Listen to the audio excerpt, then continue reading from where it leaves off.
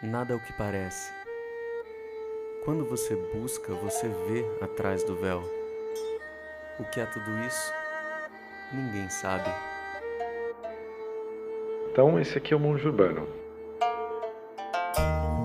É um podcast sobre espiritualidade, sobre iluminação espiritual, estados não ordinários de consciência, a busca por novos caminhos e reflexões em relação à vida. Então, seja bem-vindo. O que é a realidade? O que é a consciência, inconsciência? Questionamentos profundos, reflexões paradoxais, sentimentos viscerais. Esse é o Monge Urbano. Para você que não escutou a gente, nós somos um podcast sobre iluminação espiritual, busca por novos caminhos, e hoje a gente vai começar uma série sobre iluminação espiritual. Eu sou o Kainan Vieira, também estamos com o Daniel Rezinovski. Bom, Daniel? Tudo bom, Kainan? Tudo bem. O Daniel é psicólogo, pensador, ele escreve bastante sobre iluminação espiritual, sobre a busca, sobre outros caminhos psicodélicos e vários outros assuntos. Também estamos com o Tomás Bonato. Tudo bom, Tomás? Oi, Kainan, tudo ótimo. Tudo E bom? você? Tudo bem. O Tomás é músico, é um curioso pela vida e nosso colaborador aí no Monge Urbano também. E hoje a gente vai começar uma série falando sobre a busca, né? O que é a busca, quem busca, o que busca. E para falar sobre isso a gente vai entrevistar o Daniel. A gente vai conversar com ele sobre qual que é a busca dele, como começou isso. E você que está nos ouvindo, fique à vontade para tecer comentários depois de escutar, de perguntar, de interagir conosco mesmo. Somos um canal super aberto. Estamos abertos para você poder dar sua colaboração, suas observações sobre o que a gente tem falado, sugestões de temas. Então, esse é uma série colaborativa. Então, vamos começar primeiro sabendo, né, quem que é o Daniel, por que a gente vai entrevistar ele sobre esse assunto. Então, Dan, eu queria que você falasse um pouquinho sobre qual que é a tua trajetória, por que esse tema de iluminação espiritual te toca tanto, por que você está nessa busca, ou melhor, né, o que é essa busca, né? Tudo bem? Tudo Tudo bom? bem, eu posso falar um pouco disso, sim, eu falar brevemente, assim, né, da minha trajetória. Eu acho que desde muito jovem, assim, né, eu sempre fui muito reflexivo e eu sempre tive muitas perguntas em relação à realidade e à natureza das coisas, né, como muita gente tem quando é pequeno, mas depois gradualmente isso vai sendo deixado de lado, né, mas comigo isso foi se intensificando, né, e eu lembro que já com uns 12, 13 anos eu já me classificava como ateu. Eu era eu lia literatura científica e eu queria entender o que era a realidade, mas eu não tinha nenhuma associação com espiritualidade, nada disso, assim. Na verdade, com o tempo eu fui me tornando até um ateu militante, né? Li o Richard Dawkins e sentia, né, que todas as explicações religiosas eram falsas e não fazia nenhum sentido, né? Aí, até com uns 17 e poucos anos, eu comecei a ler filosofia de uma maneira mais séria, especificamente filosofia da mente. E aí eu me deparei com o que se chama o problema da consciência, né? Que é você entender de que maneira a consciência pode emergir do cérebro, né, do processamento de neurônios. E quando você começa a estudar isso, você vê que, bom, é o problema mais difícil, né? É o que o David Chalmers chamou da hard problem, porque a consciência é completamente diferente de qualquer processo material. Ou seja, mesmo você pensando no cérebro como uma coisa complexa, tem um ponto que é uma espécie de salto para você chegar da matéria para a consciência. Aí quando eu comecei a refletir dessa maneira, teve um momento que eu senti que eu não ia atingir as respostas que eu queria pela ciência, que tinha algo na ciência que não ia me fornecer a compreensão da consciência que eu buscava. Aí, e nesse momento eu estava num laboratório de neurofisiologia de primatas na UFRJ. E aí eu comecei a ficar desencantado com o processo científico. Eu cursava matemática na época. E aí eu comecei a ler sobre psicodélicos. e vi que ninguém estudava psicodélicos, não se pesquisavam eles, e ali estava uma chave, né? Se você quisesse entender a consciência, você podia explorar a tua consciência com os psicodélicos. E aí, com 19, eu participei de um fim de semana onde eu tive algumas experiências de ayahuasca. E aí foi, acho que, o momento assim, que minha consciência se abriu pela primeira vez. Foi uma percepção radicalmente diferente das coisas, né? E aí, depois disso, eu terminei mudando do Rio e aí eu me deparei com escritos místicos sobre meditação, e especificamente os escritos místicos de um grande místico americano chamado Richard Rose, que ele teve uma experiência de iluminação muito forte quando ele tinha uns 30 e poucos anos, e aí décadas depois ele escreveu os livros dele, onde ele defendia a ideia de que se você realmente quisesse ter uma resposta total sobre a natureza da vida, era possível atingir isso. Se você dedicasse toda a tua vida a isso, e se você, digamos, com um comprometimento total, seria possível para uma pessoa comum atingir isso. Essa era a visão dele, né? Legal. E tinha um grupo de outros místicos também, que foram alunos dele, no caso. E quando eu li isso, e que é, digamos, uma maneira muito diferente de se colocar do que a espiritualidade convencional propõe, né? Ou seja, de que é um processo para figuras muito excelsas ou elevadas e que dura muitas vidas e coisas assim. Aí, a partir disso, eu comecei a meditar espontaneamente, né? Comecei a estudar mais, e aí eu comecei a levar a vida de um buscador, fazia retiros, lia muito, meditava direto, comecei a observar os meus processos internos constantemente. Aí foi, né? Mas começou assim. E esse salto que você comentou, desde quando você era ateu, que você tinha uma visão mais cética, né? Para chegar nesse outro nível de busca, né? Uma busca mais mística ou algo mais aberto a outras formas de explicação, né? Do que é a vida, o mundo, enfim. Foi um salto rápido, ou foi um processo lento que você começou a desconstruir muita coisa que você acreditava? Até você comentou que você era um ateu militante, né? Então você virou do avesso praticamente, né? E foi um processo muito difícil você desconstruir tudo isso dentro de você para começar a aceitar outras coisas. Olha, digamos, a transformação intelectual, para mim foi relativamente mais fácil, assim, né? Porque quando você começa a realmente se explorar no nível espiritual, no nível mais profundo, muito do que está inconsciente da tua personalidade, da tua vida, muitas questões do teu passado, ou seja, tudo começa a vir à tona, né? Ou seja, existe um processo de transformação que é muito profunda. Mas a parte intelectual, acho que à medida que eu fui meditando, e acho que é uma parte das pessoas, né? Se você começa a meditar e começa a ter uma percepção mais sutil das coisas, ou seja, no primeiro momento que você realmente consegue aquietar os teus pensamentos pela primeira vez e conseguir contemplar a tua própria consciência sem a intermediação dos pensamentos, eu acho que é o primeiro sabor do que a consciência que uma pessoa tem. E a partir disso já é mais fácil acessar uma visão, digamos, mística ou espiritual da realidade, porque você já começa a ter acesso direto à consciência. Eu acho que para mim foi assim, quando eu comecei a ter acesso direto à consciência, né, de poder observar a minha própria consciência com ela mesma, né, a gente faz isso o tempo todo, né, isso é autoconsciência, mas, digamos, de uma maneira mais aguda, mais intensa. Aí eu acho que as mudanças começaram a acontecer da minha visão de mundo, né?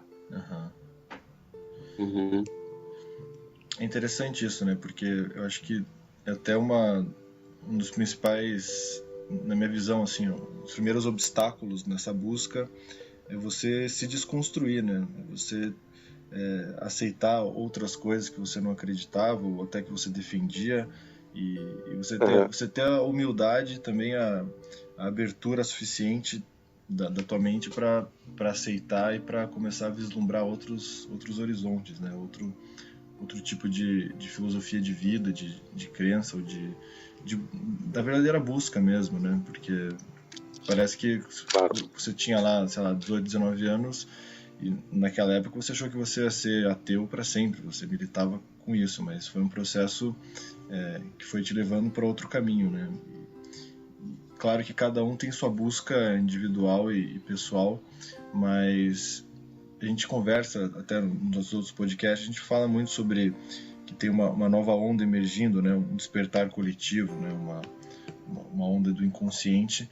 E que ponto você acha que essa busca está mudando o mundo? Que forma que isso já está transformando a vida de muitas pessoas? Assim, essa busca ela tem algo em comum nas pessoas mesmo, cada um tendo uma busca peculiar, assim, singular? Olha, a busca como grande tema, de certa maneira, assim, sempre existiu, né? Ela carrega, né, a humanidade desde os primórdios, né? A busca por algo que está acima da nossa existência convencional, né? É claro que, digamos, a busca, o processo místico em si, o processo de transformação mística de uma maneira mais ampla, isso sim é raro. Ele sempre foi raro, mas é o que a gente poderia chamar assim, do despertar coletivo, no sentido de muitas pessoas hoje em dia estarem buscando isso de uma maneira direta, né? E aí tem vários motivos para isso, né? Porque se parar para pensar, se fosse para o começo do século XX, 1900, por exemplo, 100 anos atrás, que não é nada, o Ocidente não tinha praticamente nenhum contato com o yoga ou com as doutrinas meditativas do Oriente. Então, a primeira palestra sobre yoga e Vedanta, filosofia indiana, para o Ocidente foi do Swami Vivekananda, foi em 1897. É muito recente. Antes disso, muito recente, existiam alguns livros, mas pensa, ninguém tinha contato com isso. O budismo, praticamente não existente no Ocidente, há 100 anos atrás. Não era possível ter acesso a esse tipo de doutrinas meditativas, né? Esses mas não tinham práticas ocidentais?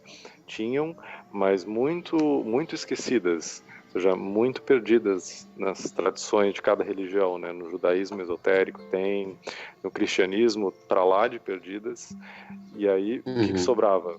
Não muito. Até 1938, que foi a descoberta do LSD pelo Albert Hofmann, e depois, na verdade foi em 1944 que teve o primeiro contato, todo o conhecimento dos psicodélicos e dos enteógenos, que são, digamos, uma das maneiras mais diretas de ter uma abertura de consciência, tudo estava velado. Não existia para o Ocidente.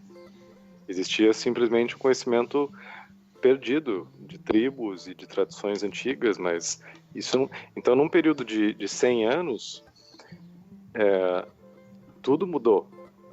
Ou seja, hoje, se você quer, digamos, você pode meditar e você tem conhecimento de meditação, de todo tipo de meditação, você tem acesso a todo tipo de livros esotéricos que você quiser e filosofias místicas, o que antes esses livros eram raros, era difícil de ter acesso a eles, né? Ou seja, pela maior parte da história humana, se você realmente quisesse ter contato com ensinamentos mais elevados, você ia pastar, porque você ia ter que peregrinar.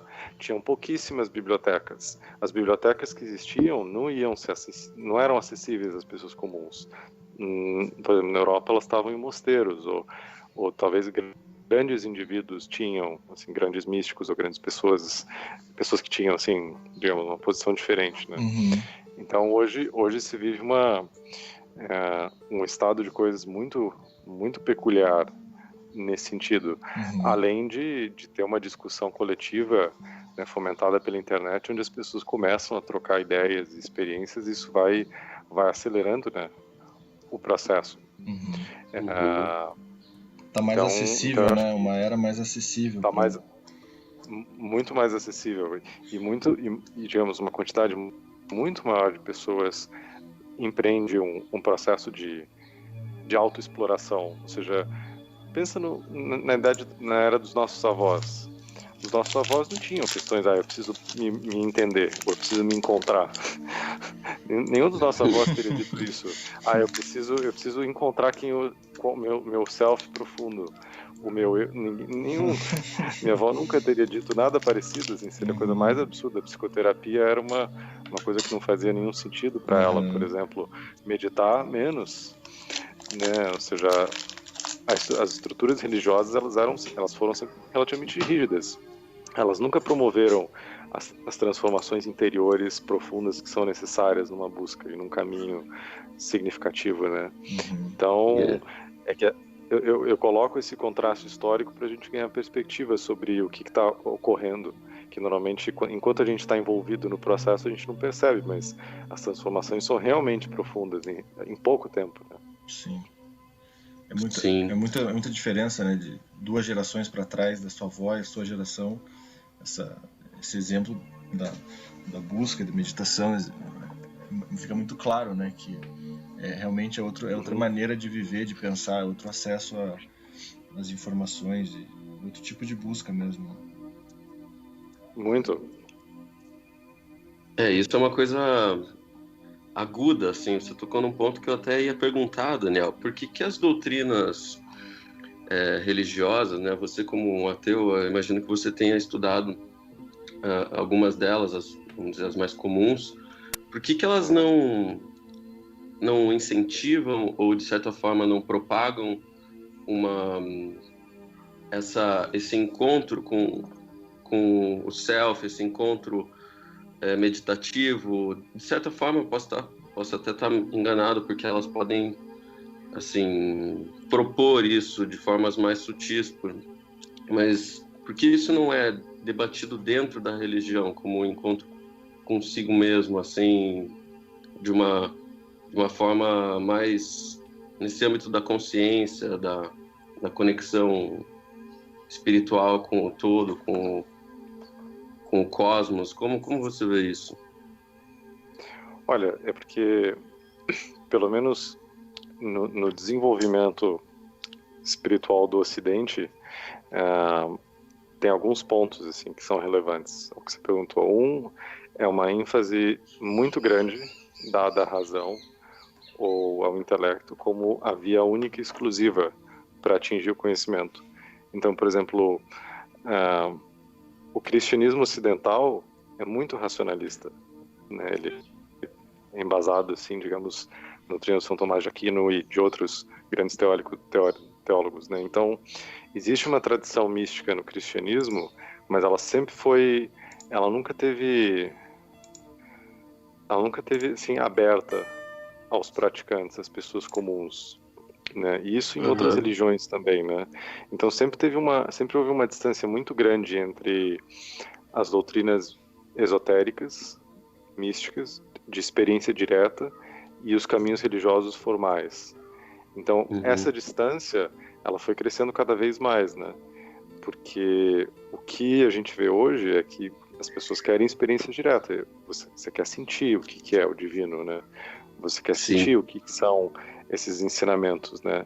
Isso vem também com o segundo ponto, que é o desenvolvimento do indivíduo, que simplesmente, né, na maior parte da história humana, e ainda hoje, né, ou seja, o desenvolvimento da consciência individual é um grande feito na história da consciência, porque o indivíduo ele precisa se libertar, digamos, da estrutura do coletivo. E quando ele faz isso, ele ganha, digamos, a posição de aceder, eu estou traduzindo errado, mas de buscar um conhecimento íntimo, pessoal, uma experiência direta dessas coisas, que sempre foi raro. Esse conhecimento direto ele sempre foi exclusivo de escolas e de relações entre discípulos e mestres em ambientes bastante restritos, né? Mas como uma experiência coletiva de você dizer, eu quero ter a experiência direta através de práticas, através de uma transformação pessoal, do que for.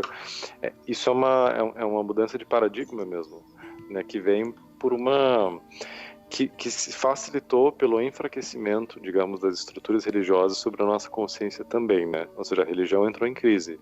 Então, o que é uma religião? A religião é uma espécie de sistema imunológico da psique. Então, se de repente você acorda de manhã e fala, por que eu tenho que acordar hoje? se você não tiver um sistema imunológico psíquico, né, uma religião que te dê uma resposta, se você está simplesmente jogado no vazio, que é como os sujeitos estão na nossa época, né, porque a gente vive em uma época não religiosa, aí você está por tua conta e risco, percebe? Ou seja, quando a religião, ela meio que ela deixa a cena principal, o palco, né, das nossas vidas, e a gente entra numa era racional, assim, desenvolvimento do século XVIII, XIX, XX, aí todo mundo fica exposto a essas questões existenciais, porque não tem nada mais que amarra isso. É aí que começam as neuroses, é aí que o pessoal começa a falar de uma maneira mais direta e enlouquecer mesmo, né? Então, assim que o desenvolvimento da psicoterapia, da psicanálise, da psiquiatria vem por isso. Ela teve que responder a novas demandas, né? E nossa, muito bom. E também aí também o desenvolvimento de uma nova espiritualidade, e é justo nesse momento que tudo vem, né? Vem a psicanálise, vem a psiquiatria, mas vem os conhecimentos orientais também, vem o yoga, ou seja, tudo começa a eclodir de maneira assim conjunta, né? O que ninguém sabe exatamente o que isso quer dizer. Isso sim é misterioso. Começa a ter espaço para muita coisa que não tinha espaço antes, né? Exatamente. Daí, pensando assim que a gente tem ouvintes de várias religiões, ou ateus, enfim, de várias origens, né, de crenças, enfim. A busca ela pode ser entendida de uma forma para uma pessoa muito diferente do que outra pessoa entende por o que é a busca, né? O que essa pessoa busca. Cada pessoa tem uma busca única. Mas você me vê a pergunta se essa busca ela tem um destino comum, independente da crença, assim. A iluminação espiritual seria esse destino, ou você acha que essa busca ela varia muito?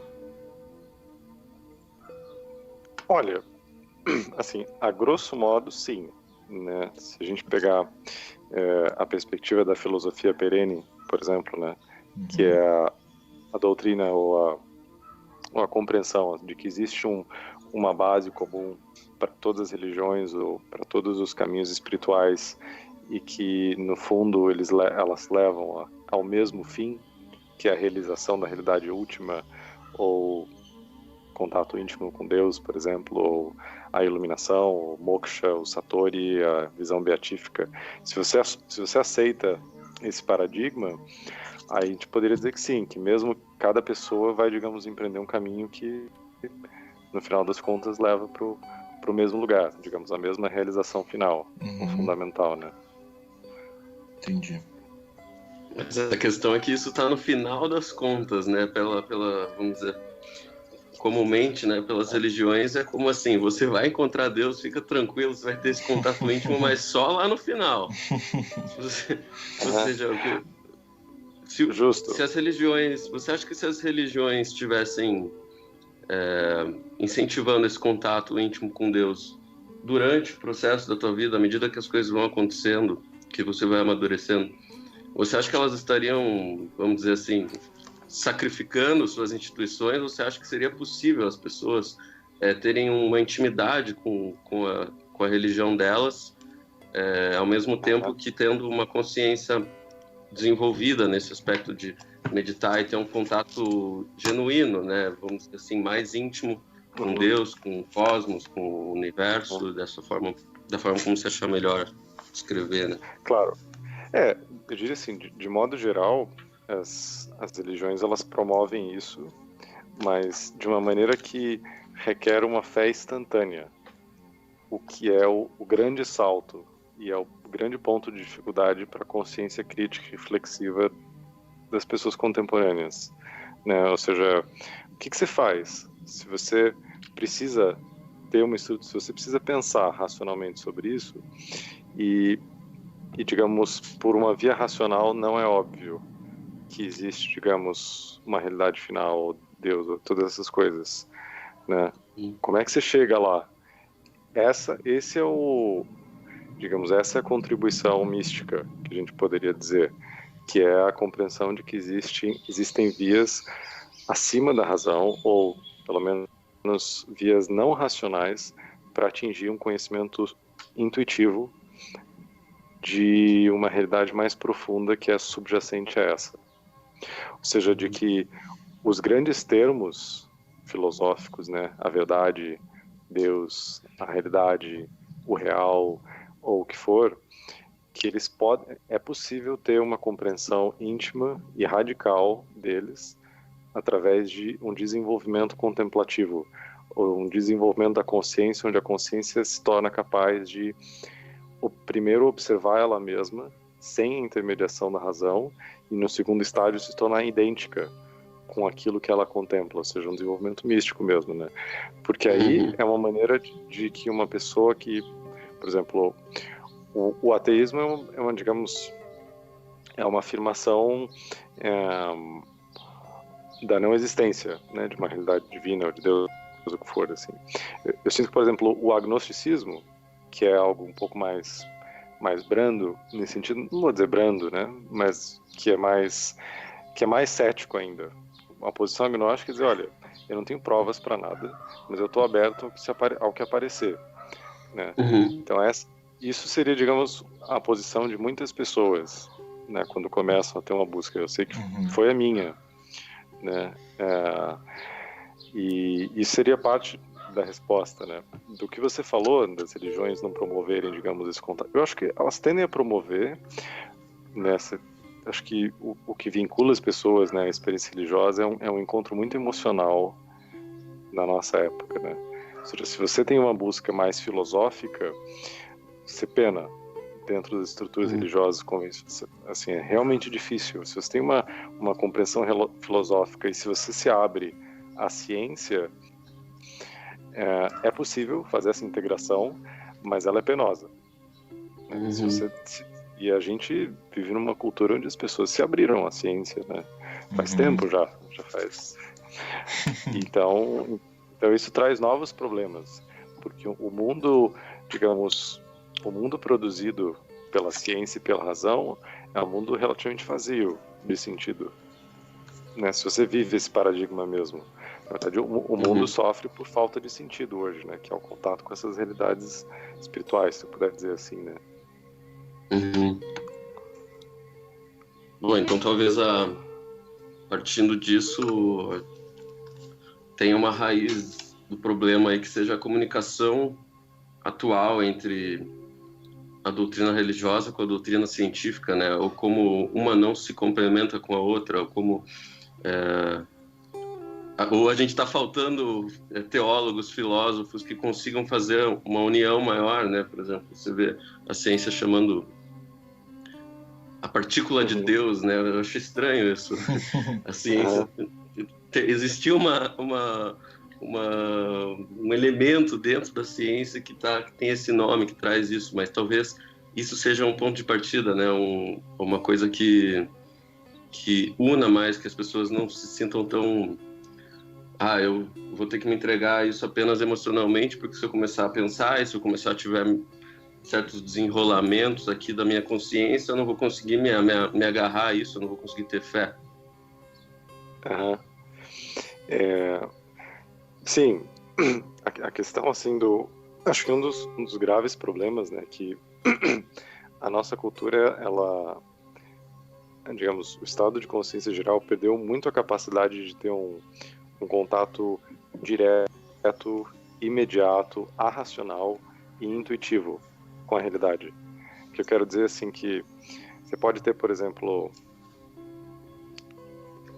ou seja, todas as doutrinas, mesmo a ciência, enquanto não existe, digamos, um contato puro, estou soando assim como alguém que fala da fenomenologia, mas é isso, assim, enquanto você não tem um contato puro assim com a experiência em si, você se limita, digamos, a uma estrutura de pensamento que fica relativamente rígida, assim.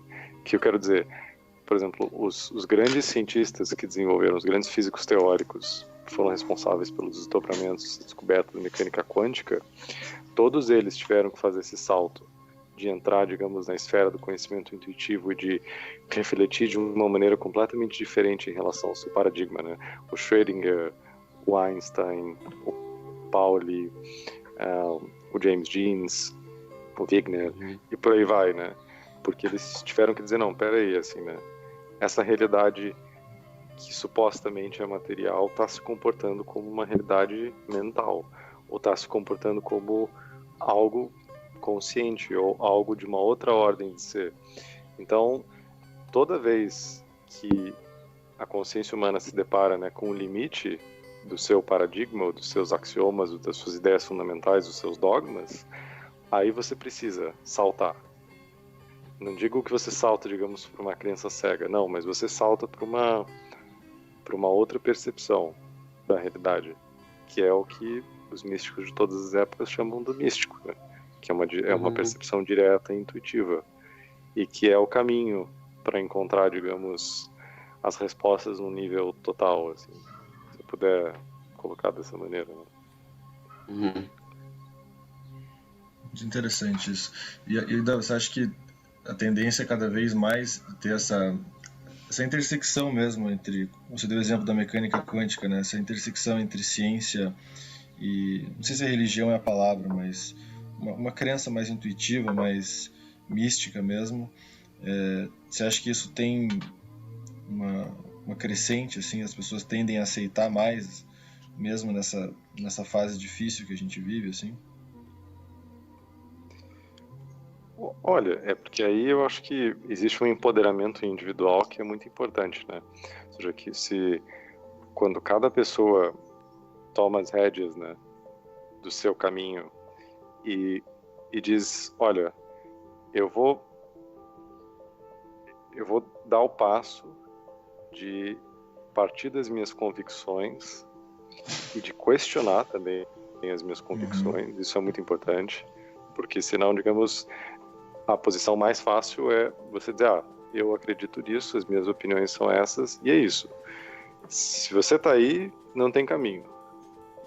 Você simplesmente não deu o primeiro passo. Você não pode ter muita certeza, né? Certeza de tudo, assim. Não. Muito mais perguntas, se você né? Tá exatamente. Se você tá muito sólido em relação ao que você acredita, o que é a vida, o que é você, e tá tudo bem, então tudo bem, é justo, mas não é o caminho. O caminho é o oposto, né? Mas o caminho também demanda, digamos, um empoderamento de você, porque a gente vive na nossa cultura, tem os experts, ou tem os teólogos, ou os padres, os sacerdotes de modo geral. Tem pessoas que sabem mais do que eu, é válido, mas existe a segunda possibilidade, quer dizer, é possível para a consciência individual atingir um estágio de conhecimento muito maior, é possível para eu mesmo fazer isso. Isso é o estágio de empoderamento, né? É de dar de volta para o indivíduo essa capacidade de conhecer, de atingir respostas, digamos, da busca filosófica, né? Porque o que se vive é uma espécie de... é um sistema de crenças que diz, a humanidade sempre existiu, ou está aqui faz muito tempo, e a gente não atingiu respostas sobre nada. Ninguém sabe nada ainda. As mesmas perguntas estão aí e ninguém sabe nada. Esse é o sistema. Isso, assim, essa é a bandeira, né, da modernidade, da contemporaneidade. E, na verdade, é o oposto. Assim, ou seja, muitos homens atingiram a realização, em muitos caminhos diferentes, e deixaram muitos registros diferentes. E existiam mistérios antigos, onde os homens eram iniciados, né, nas questões da vida e da morte, desde a Grécia, na Índia, no Oriente, no que fosse, assim, ou seja, se você busca, ou seja, se você se permite buscar com essa abertura de que de fato, assim, existe um conhecimento transcendental, uma realidade mais profunda, que é possível ter um contato íntimo com ela, aí tudo muda, porque aí você fala, através de si mesmo, né? Exatamente. E também da comunhão, óbvio, né? Mas esse primeiro passo, eu acho que já é um grande salto, é de você entrar, digamos, num lugar de pelo menos falar, é possível. Ou seja, já existiram homens que atingiram isso, que atingiram algo que a gente pode chamar de iluminação. Se você considera que é possível, aí é o primeiro dominó, eu sinto, né? Muito legal. E assim, pensando que quem está nos ouvindo se identifique com essa busca ou com esse primeiro passo, que é acreditar que é possível, né? De ter essa abertura, de ter essa curiosidade, de ter muito mais pergunta que resposta. Assim, até brinquei esses dias que o início dessa fase, pelo menos para mim, assim, eu sou um ponto de interrogação ambulante, e às vezes eu me deparo com alguns pontos de exclamação, alguns pontos e vírgula e umas vírgulas, mas muito, muito pouco ponto final, assim. É muita pergunta que gera mais perguntas. Responde uma pergunta, gera 2, 3. E eu acho que tem pessoas que estão nos ouvindo que se identificam com isso também. E pensando que você falou, é o primeiro passo e é o primeiro dominó, né? Que você acredita que isso é possível. Em seguida, o que seria, na tua opinião, Daniel? Assim, agora eu vou começar a minha busca, eu vou ler alguma coisa nesse sentido, vou ter atitudes diferentes. Como é que isso se transforma em atitudes ou na tua nova maneira de viver, assim? Claro, essa seria a pergunta. Tá, então, beleza, acredito, mas o que eu faço? Né? Talvez seja muito genérica, né? Porque cada pessoa vai não, de uma maneira, assim, mas... Não, mas é absolutamente importante, né? Digamos, existe, os caminhos são muito individuais, né? Mas é claro que uma combinação de leitura, né? De abertura intelectual, de alguma prática meditativa que te leve para dentro de você mesmo, né? E que te permita observar o teu mundo interior, porque assim, o Ocidente tem uma distância muito grande do mundo interior. A gente se contempla pouco, a gente se observa pouco, tem pouca compreensão sobre os processos internos, né? E, digamos, o caminho leva para uma transformação interior profunda. Então, o processo de meditar e de observar a si mesmo e de questionamento filosófico mais constante e, digamos, de encontrar pessoas que também estão buscando e que também estão tendo despertares diversos, esses vão sendo catalisadores, né? Por exemplo, ter retiros periódicos, né? Muitas pessoas hoje realizam retiros de meditação ou do que for, assim. Se você tem a experiência de retiro, que muitas pessoas, a maior parte das pessoas não teve, de você estar isolado num lugar por 5, 6 dias, só com uma folha e os teus próprios pensamentos e perguntas que te mobilizem existencialmente, né? Isso mexe com uma pessoa. Né? Simplesmente o fato de começar a observar a tua vida por esse prisma e de se permitir entrar num estado de questionamento filosófico de novo, que é um estado que existia, digamos, na infância e até uma certa idade, que depois ele vai sendo deixado de lado, assim. Mas se ele permanece, e se esse estado, assim, de curiosidade de investigação desabrocha de volta, ou não deixa de se fechar, aí essas perguntas mobilizam a consciência e começam a colocar em xeque a natureza do teu mundo, né? Muito legal. Muito bom. Para você ver como a gente está no segundo passo mesmo, né? Você está falando as pessoas podiam, né, talvez se inteirar a alguns retiros e tal, mas eu vejo isso que a maioria das pessoas não contemplam o significado de um retiro, né? Porque a gente está tão contaminado com essa... Contaminado não, a gente está contaminado, mas a gente está muito acostumado com esse turbilhão de informações que eu acho que as pessoas não chegam a contemplar mesmo a ideia de um retiro, sabe? Você fala de um retiro, parece que é algo impalpável. A pessoa simplesmente, ela já tem uma tendência a negar porque ela está, claro, vamos dizer, do outro lado, né? No turbilhão, mas ela não para e pensa, o que é um retiro? Algumas pessoas até preferem, né, criar respostas para isso que não são verdade, né? Vamos dizer, rotulam isso, mas seria legal, Daniel, você que já participou bastante, assim, a experiência de um retiro, se você puder falar um pouco como foi para você, ou para para as pessoas que já pensaram nisso e estão ouvindo, Claro. né, não sabem o que esperar de um evento desse, mas basicamente assim, sair de todo esse turbilhão de informações, o que significa isso, como foi para você? Olha, em primeiro lugar, queria dizer também que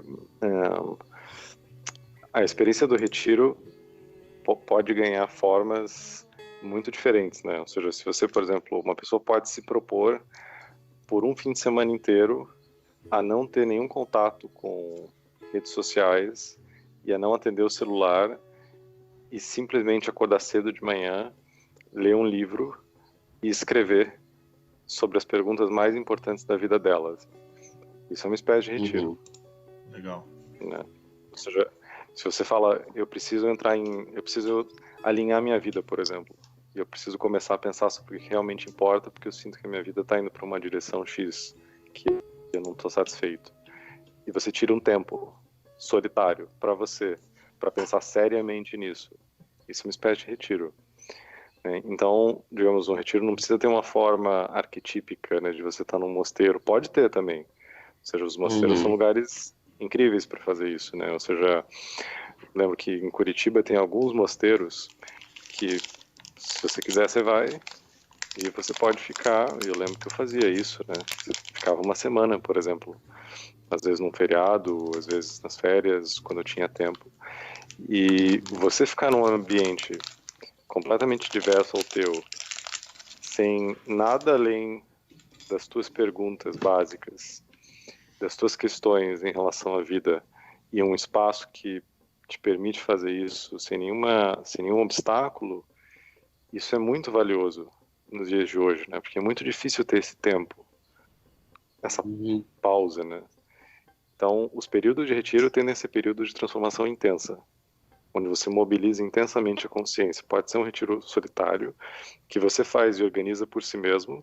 Fala, eu vou tirar 2 dias ou 3 dias para ir para tal lugar. É legal ir para algum lugar, porque você pode ficar em casa. Mas, assim, 99% de nós, se você ficar em casa, tem tantos distratores, né? Tantas coisas que podem te levar para outras direções, né? Vai ser um retiro com pausas de Netflix, assim. Vai ser um retiro bom. pleno. Bom, pelo menos se for um filme, né, que tem a ver com isso, né? Até é passável, né? Ou então também tem os retiros coletivos formais, por exemplo, como os retiros de Vipassana, né, de 10 dias, que muitas pessoas têm feito, que são retiros meditativos formais, que talvez são uma das melhores maneiras de desenvolver uma prática meditativa. Porque depois de 10 dias meditando por 7 horas seguidas todo dia, quando você voltar, alguma coisa da meditação você vai estar dentro de você, entende? Esse é o ponto, né? E também dizer uma outra coisa, né? Que em termos de caminho, os caminhos são muito diferentes. Ou seja, por exemplo, a arte sempre foi um caminho. Né? Ou seja, o caminho dos pintores. Se você passar 3 horas ou algumas horas pintando uma fruta em cima da tua mesa, alguma coisa sobre a realidade você vai aprender nessas horas de concentração intensa, onde você é levado para um estado de não pensamento, onde você tem que olhar aquilo em detalhes, onde o tempo para, onde de repente você está observando os detalhes mínimos dos fenômenos. Isso transforma a consciência radicalmente, né? Interessante. Para te dar um exemplo. Então, pode ser um dançarino, alguém que tem amor pela dança. A dança é um caminho místico, né? Ela só não é, digamos, vista com esses olhos, assim, mas os japoneses têm uma compreensão muito, muito interessante disso, né? Porque no Japão tem muitos tem muitos caminhos que acompanham o Zen budismo, né? Então, por exemplo, tem o Ikebana, que é a arte dos arranjos de flores. Tem o Shanoyu, que é a cerimônia do chá. Tem a arte das espadas. Tem a arte do arco e flecha. Tem a meditação formal Zen. Mas são vários caminhos onde qualquer um deles é capaz de produzir a compreensão, o despertar, a iluminação, né? Se dá uma direção total, uma atenção total ao que está sendo feito, né? Esse é o ponto. Interessante isso, né? É muito holístico, né? Uma atividade de consciência permanente na cultura holística e onde tu tem vários caminhos, né, para atingir. Isso. Infelizmente, isso é um Japão tradicional, né? Porque não é o Japão que existe mais. O Japão que existe mais é praticamente não religioso, mas, bom, isso fica para outra conversa, né? Sim. Mas é interessante Sim. essa visão da arte de várias atividades distintas, todas proporcionam uma espécie de visão plena, né? E isso mostra que está em tudo, né? Se você parar para analisar assim. Isso tá em tudo, porque aí, digamos, uma ideia mística é que, porque tudo vem dessa consciência. Uhum. Então, uma vez que acontece, né, uma transformação de consciência, aí isso afeta tudo. Então, qualquer coisa pode ser um veículo.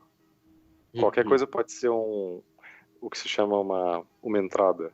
Uhum. Você pode tem infinitos caminhos, tem infinitas portas de entrada, né? Parece que você identifica, quando você aprofunda em um fragmento disso tudo, você vê a totalidade, mesmo nesse fragmento, né? Mesmo.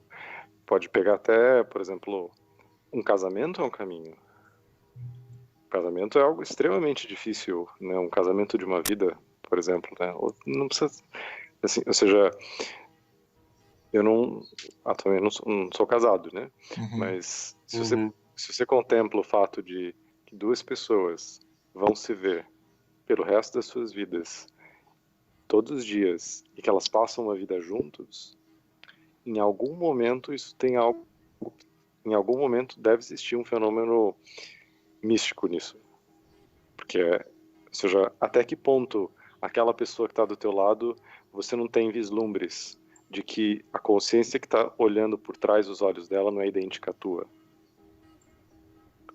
Isso é a experiência do amor, né? Mas de duas pessoas que estão convivendo nesse grau de intimidade por tanto tempo, isso seria muito interessante, né? Conversar com casais assim que tiveram juntos por uma vida, assim. Eu acho, é como se existe uma fusão de identidades, né? Que é, digamos, parte do processo de transformação mística, né? Então, o caminho do amor sempre foi um caminho para atingir, né? Tem o Tantra, que é o caminho, digamos, da sensorialidade transmutada, né? O que no Ocidente se associa, digamos, à sexualidade, mas é mais do que a sexualidade, né? Mas mesmo restringindo só a sexualidade, é um caminho para mostrar que tem estado de consciência acima do convencional, dos convencionais, né? Muito interessante isso. Daniel, queria fazer uma pergunta, talvez sair um pouco do viés que a gente está, mas como você associa a busca com o poder criativo das pessoas, com o poder espontâneo, com a libido das pessoas? Olha, esse sempre foi um segredo meio que não falado, né, no Ocidente, porque se tem algo assim que é extremamente místico e misterioso, é a criatividade. Ela sempre foi misteriosa, né? Quando você lê tem um livro que eu não sei se vou lembrar do título, mas é uma entrevista com o Brahms, o grande compositor, né? E o Brahms narra o processo de criação dele. E o processo de criação dele é a coisa mais esotérica e mística que você pode imaginar, né? Então ele entrava numa sala e ninguém podia tocar na porta, né? E de repente ele fechava os olhos e começava a sentir uma força espiritual. Então ele interpretava, digamos, essas emergências de criatividade, esses fluxos de criatividade como uma manifestação do Espírito Santo, né? E essa experiência, ela está presente, né, na vida de muitos dos grandes artistas, né? Ou seja, que talvez o essencial da experiência criativa em alto nível seja acessar essa superconsciência ou inconsciente profundo, dá para chamar de várias maneiras, dependendo de qual sistema você está utilizando, né? Então, o vínculo íntimo que a criatividade tem, né, com, digamos, a dimensão espiritual da mente ou a dimensão mística é inegável, né? E eu acho que explorar essa relação é algo realmente fascinante. Muito legal isso. Legal. Então, senhores, a gente pode finalizar. Não sei se tem... Aliás, a gente comentou no início, né, de indicações, de fazer uma lista, né? Não sei se... Eu acho que a gente pode fazer uma lista extensa com alguns... Extensa não, mas uma lista dos principais livros que você acha que tem relação com essa busca. A gente pode indicar também filmes, documentários, enfim... E disponibilizar isso para quem quiser baixar. A gente faz um arquivo aí no Dropbox para o pessoal que quiser ver. Tem várias indicações bacanas de livro. E também falar que nós somos um canal aberto, como eu já comentei. A gente vai disponibilizar um e-mail para quem quiser mandar sugestões, observações, temas que a gente possa falar também, uma indicação de livro. Então, tornar isso realmente um canal colaborativo, que você que está nos ouvindo possa colaborar também e trocar ideias conosco, né? A gente não está fechado aqui, a gente sempre está aberto para escutar o que vocês estão pensando, o que vocês acharam sobre isso. Então, fica aqui o convite para vocês interagirem conosco, né? A gente tem a página no Facebook também, que a gente compartilha algumas coisas lá. Sobre essa busca também me veio agora... Tem uma página do Daniel chamado Vozes do Absoluto, que é um livro que ele está escrevendo, né? Isso. Lá tem vários trechos desse livro que fazem pensar e tem muito a ver com o que a gente conversou durante essa conversa toda, né? Uhum.